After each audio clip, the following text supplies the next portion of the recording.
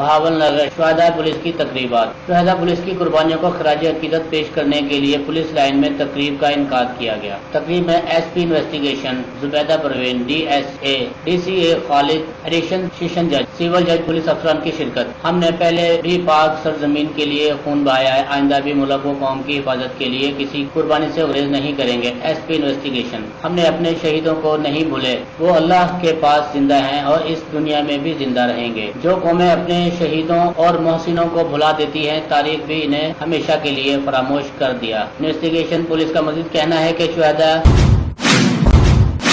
ہمارا فخر ہیں۔ امن قیام کے لیے پولیس افسروں اور اہلکاروں نے جو قربانیاں دی وہ ہمارے لیے قابل فخر ہیں۔ وہ خاندان جن کے سپوتوں نے جرائم پیشہ وطن دشمن عناصر کے ساتھ مقابلہ کرتے ہوئے اپنی جانوں و مال وطن کا امن قائم کے لیے ملک و قوم پر نشاور کر دی۔ بہاول نگر 24 شہداء پولیس کی قربانیوں کو خراج عقیدت پیش کرنے کے لیے تقریب منعقد